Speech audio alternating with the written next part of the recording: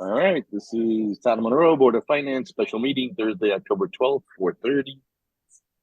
This meeting will be recorded, made available on the town's website pursuant to state law. If you're attending remotely, please remember to mute your microphone unless you are speaking. Anyone participating remotely should state their name and title, if applicable, at the outset of each occasion that person is speaking. All votes taken in which any member of this body participating remotely should be taken by roll call unless the vote is unanimous. Check feature will not be utilized nor considered during this meeting.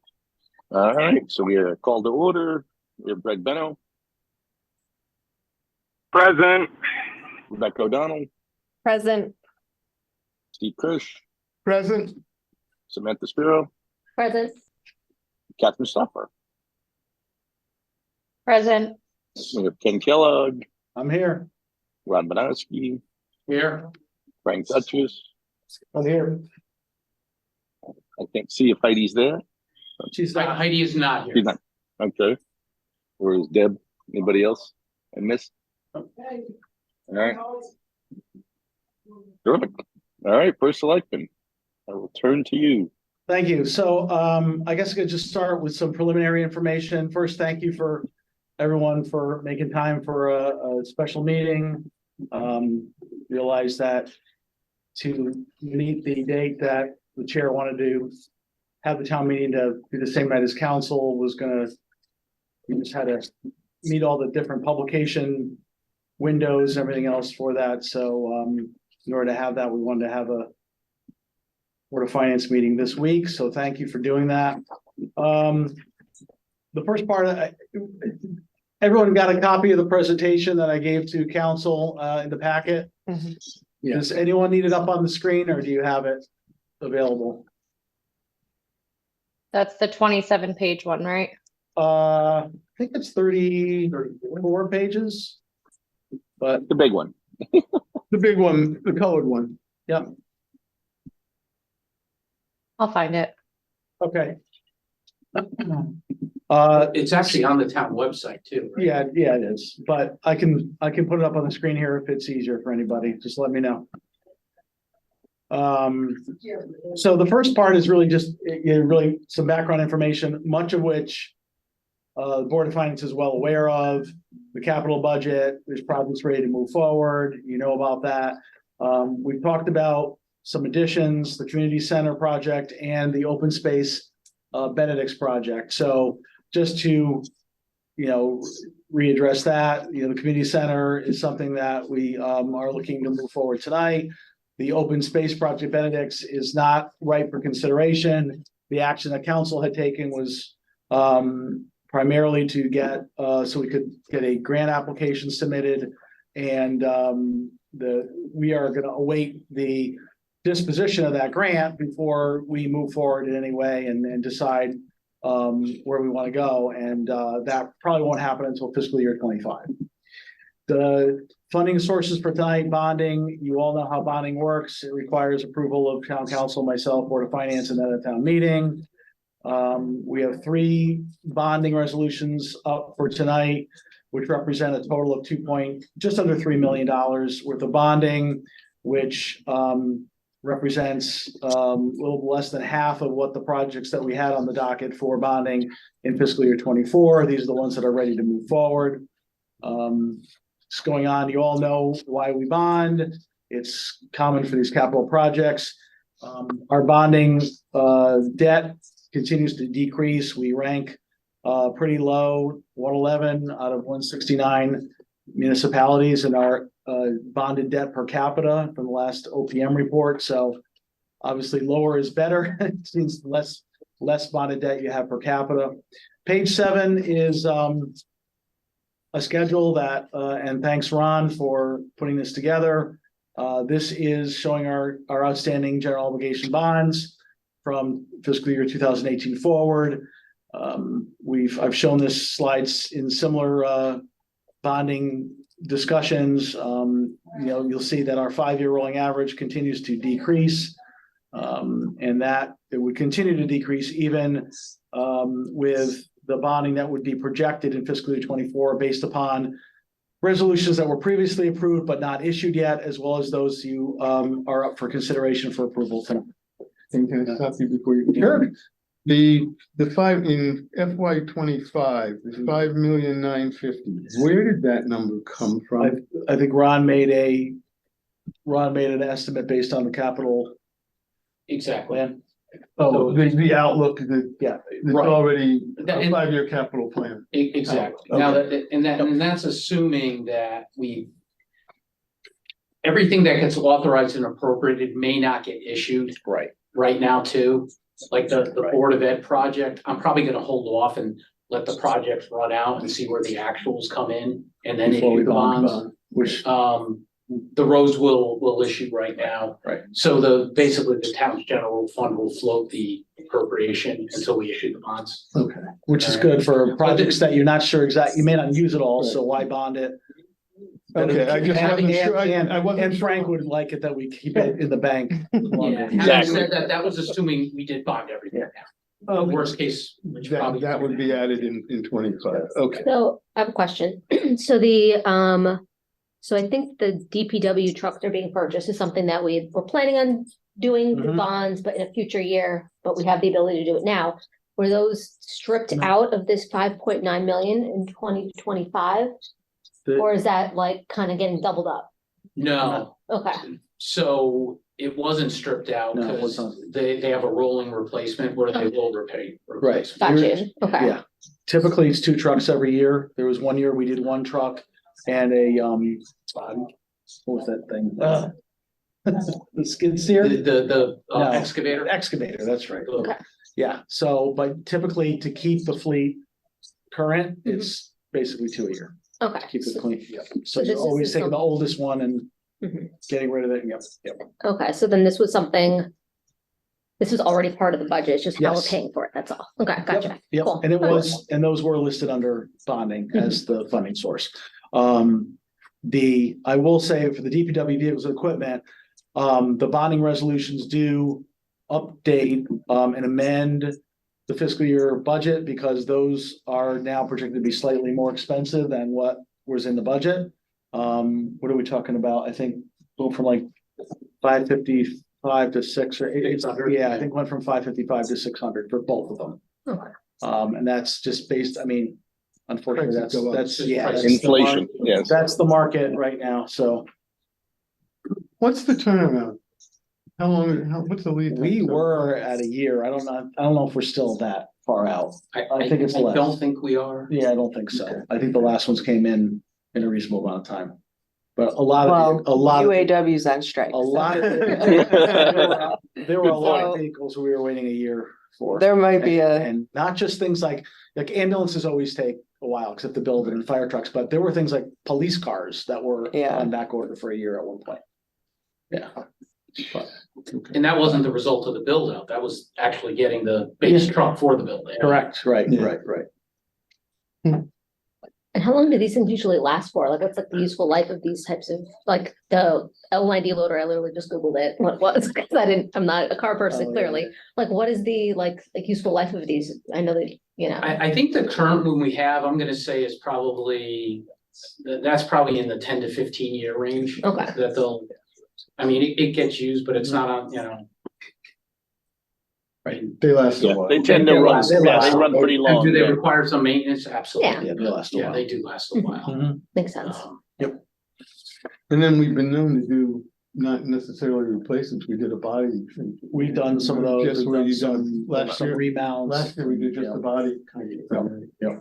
Actually, what are we doing with the old ones? Are we like selling them, scrapping them? It depends on their condition.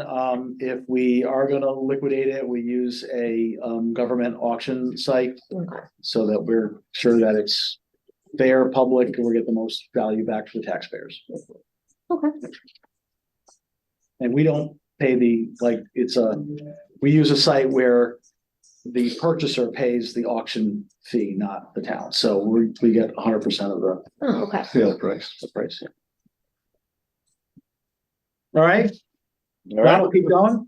So the other, page 8, the, other source of funding, as you know from last meeting, is unassigned fund balance, which requires basically the same approvals as bonding.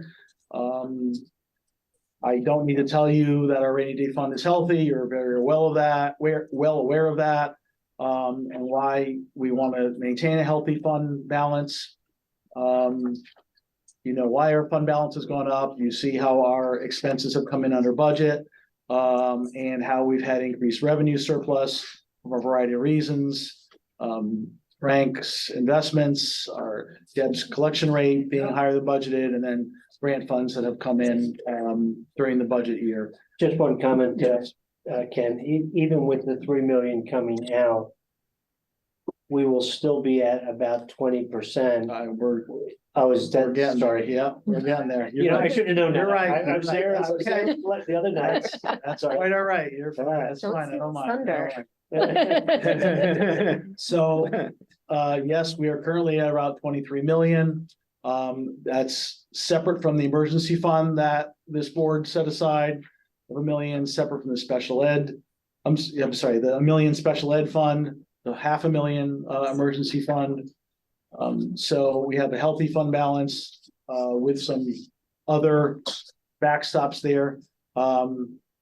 This next slide, which shows, and again, to Frank's point, look at fiscal year 24, our fund balance would, even appropriating this 3 million would end up at just over 20% of expenditures, still well above the top green line of the 2 months that this board's policy wants our fund balance to be in range of. So you remember we want between 1 and 2 months.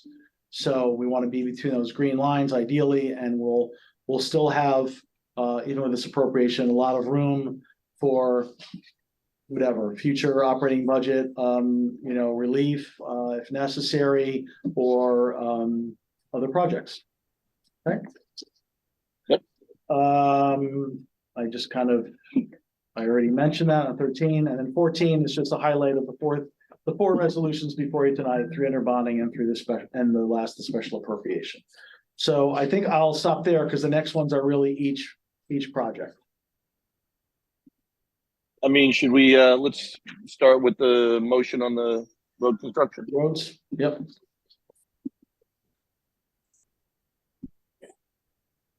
Steve, you want to read the motion? Yeah, I'll go ahead and introduce it. New business 3A. Resolution authorizing an appropriation of $1,020,000 for a road construction and reconstruction phase 10 project, and authorizing the issuance of the town's general obligation bonds in an amount not to exceed $1,020,000 to finance the appropriation. I'll read the resolution. Resolved that the resolution entitled, quote, "Resolution authorizing an appropriation of $1,020,000 for a road construction and reconstruction phase 10 project, and authorizing the issuance of the town's general obligation bonds in an amount not to exceed $1,020,000 to finance the appropriation," unquote, a copy of which is available at this meeting and was included in the packet of meeting materials, is hereby approved and recommended for adoption by the town, and to waive the reading of the entitled resolution, and that its full text be incorporated into the minutes of the meeting. Thank you, sir. We have a second. Somebody second? I'll second. Rebecca O'Donnell, second. Thank you, Rebecca. No problem. You used to be in person. Yeah. Okay. Any further discussion on this one? This is for Ken to address. Well, I mean, Yes. you're Or all anybody, aware of this. you're all willing, this is on the table Yep. for the last year, right? This is our another iteration of our bonding for roads, coupled with funds that we have in the operating budget and grants. Gives us $2.5 million for roads this year, which is what was approved at the budget. And this million is the portion that we've set aside for bonding as a funding source, which has been consistent with prior years. And Right. so, And just to be clear, this is, not for next year. This is just what we approved back in April. mhm. This is just the next step on that process. We will still be going forward with hopefully, a new overall plan before we go to the budget this year, which was going to be here before you know it. Yes, it is. All right. Anybody else? All right. Hearing none. Any opposed? Hearing none. We pass unanimous. Thank you all. New business B, resolution authorizing an appropriation of $900,000 for various school facility improvements and authorizing the issuance of the town's general obligation bonds in an amount not to exceed $900,000 to finance the appropriation. I'll read the resolution. Resolved that the resolution entitled, quote, resolution authorizing an appropriation of $900,000 for various school facility improvements and authorizing the issuance of the town's general obligation bonds in amount not to exceed $900,000 to finance the appropriation, unquote, a copy of which is available at this meeting and was included in the packet of meeting materials, is hereby approved and recommended for adoption by the town, and to waive the reading of the entitled resolution, and that its full text be incorporated into the minutes of the meeting. Rebecca O'Donnell, second. Thank you, Rebecca. Ron, you got anything else to comment on this one, or I think we're all Ken actually has it included in his pack. Okay. All the details. Yeah, well, yeah, the next slide outlines the projects that in speaking to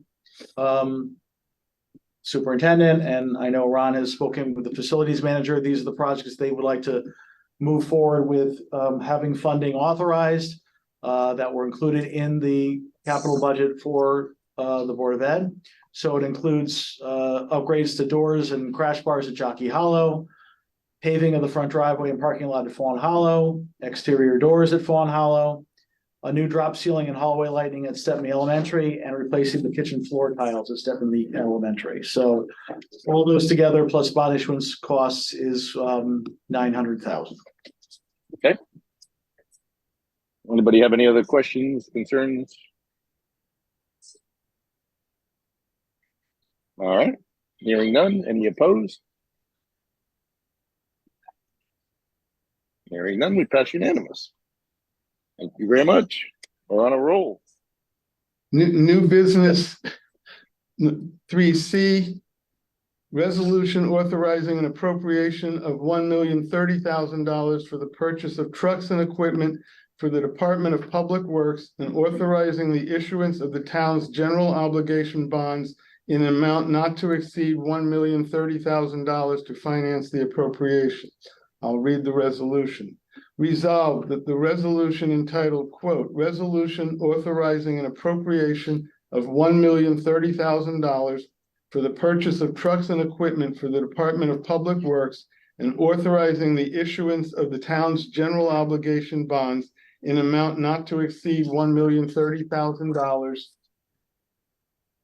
to finance the appropriation, unquote, a copy of which is available at this meeting and was included in the packet of meeting materials, is hereby approved and recommended for adoption by the town, and to waive the reading of the entitled resolution, and that its full text be incorporated into the minutes of the meeting. Rebecca O'Donnell, second. Thank you both.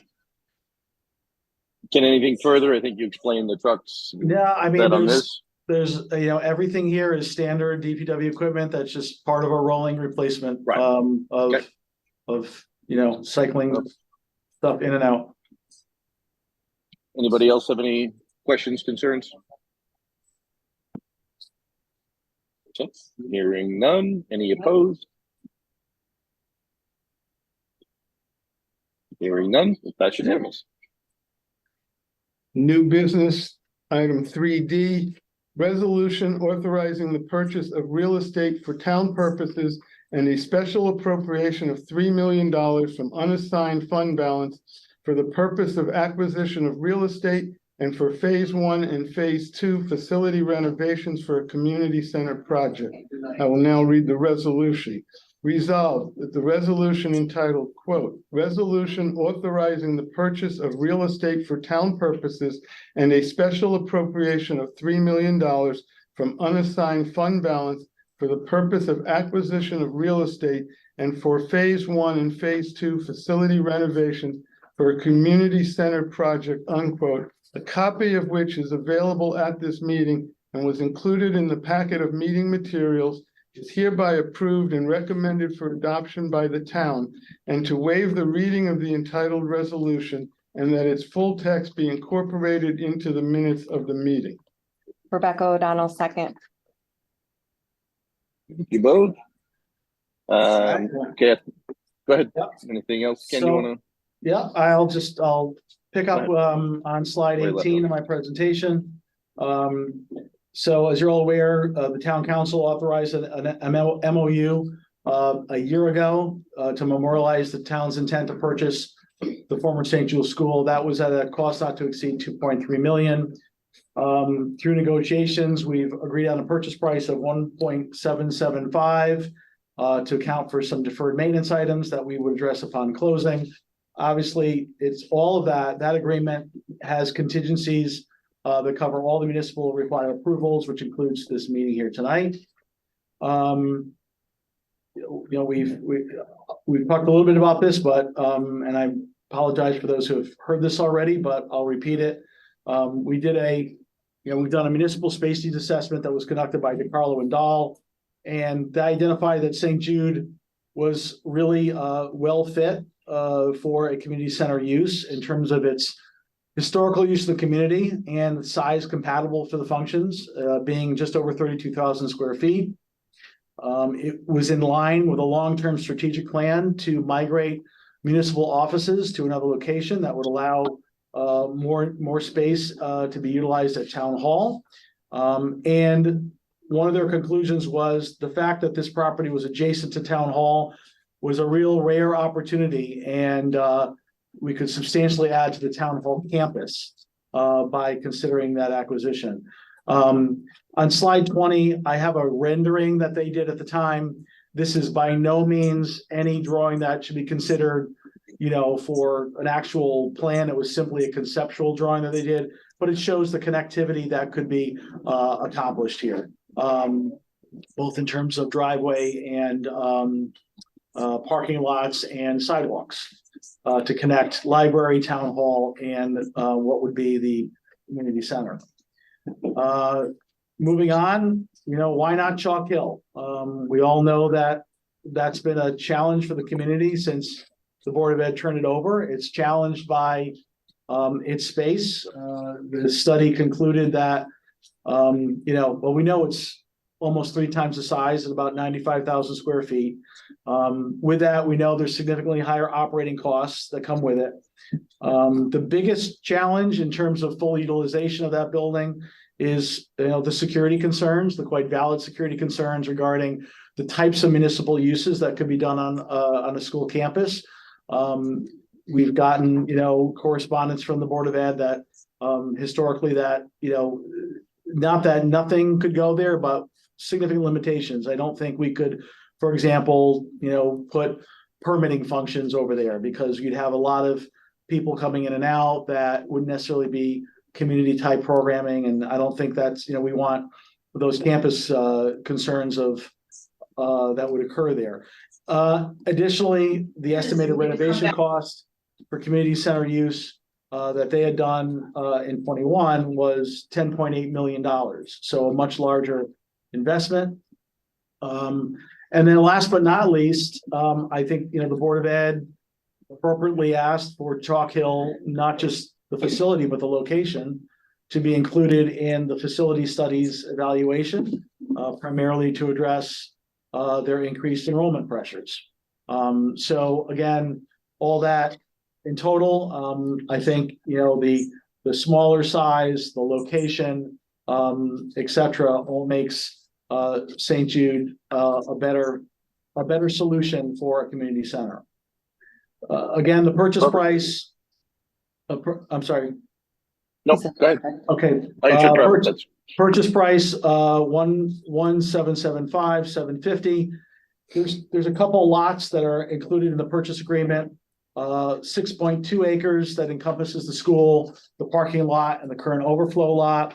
There's an additional 1.4 acre that is included, but it is solely for the existing septic system.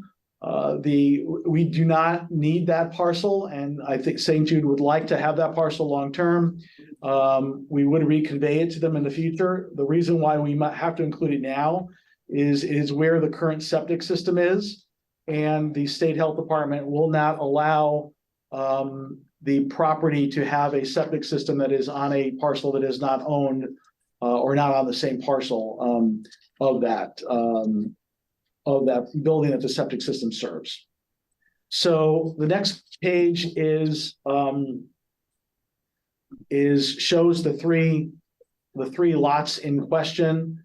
And if you flip to the page after that, that's where I kind of highlighted the three sections.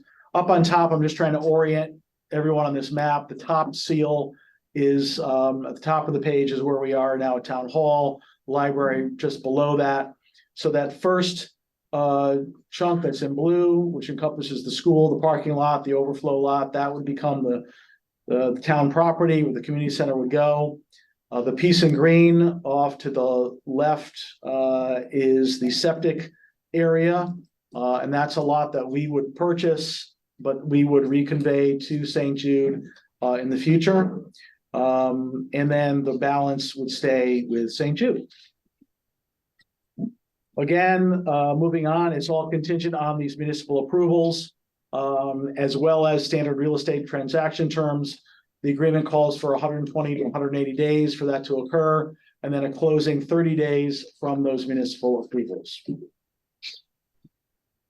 The town would, the agreement would have the town allow St. Jude to have limited continued use of up to 8 classrooms on the second floor, up to 10 hours per week, until one of the following happened. One would be the town relocating that septic lot and reconveying it, or 10 years from the closing, which is subject to extension, or 120 days after the town provides notice to St. Jude to relocate the facility, to facility in town within 3 miles. They're using the second floor for the religious ed programs. There's definitely other potential options that would be available. Not that the town would do this immediately, but if time became of the essence and we wanted to move quickly, the town would have that ability as long as we just found another location for them to utilize. And we've already kind of had some preliminary conversations about that. And I think there's plenty of options available all within town. And before you go on, Yes. 8 classrooms out of how many? Any idea? Oh God, how many classrooms on the second floor? There's a lot. A lot. It's not all of them. 'Cause I've Yeah. never been up there. I would Okay, probably I say thought by about half, it. I thought about right? it last Eight time. on I was each gonna say side? 12 to 16 up top. Yeah. Yeah. Yeah. Okay. Yeah. I mean, yeah. It's certainly not all of it. So we can use the additional rooms that they're not using? On the second floor, On the second we floor. would have limitations. And there would be code limitations. Okay. Because right now, it's going to continue to be used for educational use, and Yeah. that's kind of what's grandfathered on the second floor. So that's kind of it. Now, it doesn't mean there couldn't be some wiggle room there, but that's the plan at this Okay. point. Yeah. Again, on 28, and then on an ongoing basis, we would certainly allow St. Jude to use the parking lot on Saturday evenings and Sundays. Obviously, they need all that parking for their services. And then the implementation of the community center would be done in phases. So on phase 1, upon closing, again, we would have use on the first floor. St. Jude would have their limited use on the second floor. We would have limited renovations conducted, which would be focused on structural and fire code improvements, as well as doing the subdivision of the lot and the land use approvals for the lot. This would allow the town to have adult and children's programming and other municipal use of the gymnasium. The gymnasium is pretty open of what can occur there. The Parks and Rec would be able to have offices and children's programming, meaning up to grade 12 on the first floor classrooms. Can you address something in Mhm. terms of the structural improvements? I've heard that there's a wall that's got a problem. I've heard. There's, Can you, one of the. I don't know the building, so. Yeah, can you- no, there's some, there's some like foundation things that, the cracks that they've been monitoring that need to be repaired. There's a wall that there's a substantial, repair of a wall that needs to be done. It's a deferred item that they've known about for over a decade. They've been monitoring it. It needs to be done at some point. I feel that we should just do it. And that's what we've all concluded. Like, let's just, if we're gonna just go in and do it in the first phase, because why keep kicking the can? If it needs to be done, let's just get it done. So, So Uh, we're doing $3 million now that we're appropriating. $1.7 million-ish to buy it. yep, Now, phase one is going to take up the rest of that $3 million. I'll get to that. Okay, hold that question. I think I answer it a little later on. cool. Okay, so then phase two is still short term. As I said last meeting, it could be done. It could be done concurrently, it could be done immediately after. I simply chunked it out into phases, and we did that based on the analysis because it allows for different kinds of programming. So these are the use would be the same in terms of town first floor, St. Jude second floor, but there's additional code requirements that would be required to allow for adult Parks and Rec programming on the first floor. Okay, so those, and then community and senior services programming in the classroom. So we'd still be able to utilize what we're currently doing, add adult programming on the first floor, and then, you know, community services, senior center, if they wanted to do a yoga class, they could do it there. And that really just has to do with code stuff, because once you have adult programming in the classrooms, a different code kicks in with the building code. And so there's just additional stuff that has to be addressed. And there's land use approvals with that. Phase three is really the long term. That's where we're talking about exclusive town use. At that point, we would be renovating the second floor for Parks and Rec programming, and the first floor for municipal offices, such as could be all permitting functions, is what the DeCarlo Dahl study kind of was looking at the time. That involves extensive mechanical and utility upgrades, replacements, an elevator, windows, mill and overlay the parking lot. I mean, this is like the big Megillah. Now you're probably wondering why move Parks and Rec upstairs? Why not just do it the other way around? So what would be considered business use of municipal offices as opposed to Parks and Rec programming, municipal business, it's the same category as business use, and the building code requires a much higher threshold or a requirement for the ceiling or floor, right? So it's got to withstand a much higher load than kind of recreation programming, right? Because the presumption is you've got heavy file cabinets and more desks, and there's just a lot more use, right? So Parks and Rec programming can go up to the second floor in a very cost-effective manner, because you wouldn't have to do those extensive reinforcements of that floor ceiling between the first and second floor. The municipal offices could go on the first floor, no problem. So it is a more cost-effective solution to get all those uses in there. Phase three, again, we're not talking about this for tonight, but that phase was estimated at $3.7 million. Again, I would fully anticipate the town to pursue grants for this, state aid for this, especially if we're demonstrating a town investment of $3 million. I think that speaks volumes when we typically try to go for these grants. And I think the town would have a good opportunity to get a lot of that, potentially a decent amount of that covered by grants. But again, that would be a longer term option, right? But again, I want everyone to understand what the full in long-term investment looks like. And I guess the point is, we're still less in total than the Chalk Hill renovation costs, which were 2021 costs. And we did ask, well, what would it cost to literally like, let's not even do these renovations, let's just build new. Well, new construction cost of building new for the same size was estimated between 12.9 and 16.1 million. So again, I think the purchase in the three phases, it also makes sense financially.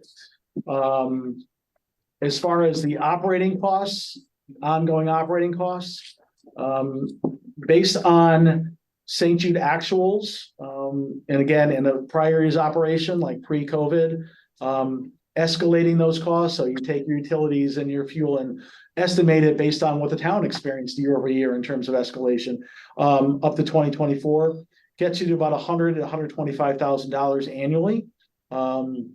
Which I think, kind of makes sense. I think when we had Chalk Hill operational, I think it was 250.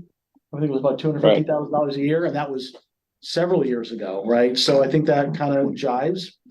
The estimated incremental revenue, Parks and Rec programming obviously would include a lot of free programs in a community center, but they would also put on additional incremental fee-based programs as they do all the time. And looking at full utilization of the first floor and the gymnasium, accounting for costs of maybe some extra staff, costs for instructors, costs for, material, stuff like that.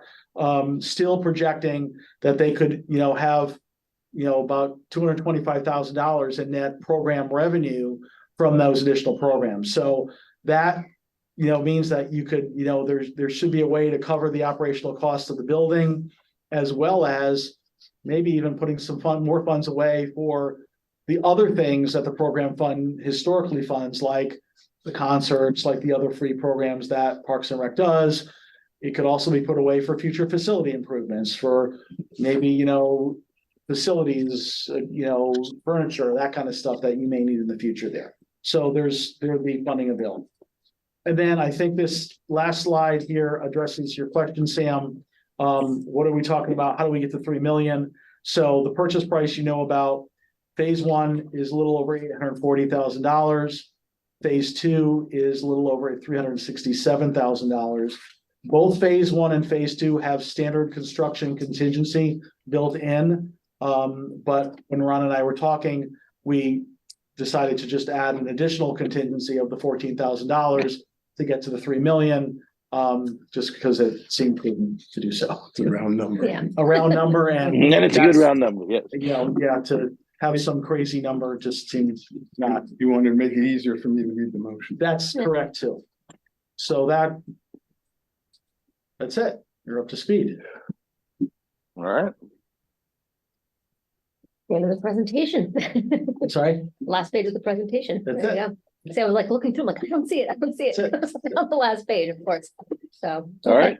Anybody have any further questions? Now that we have them here.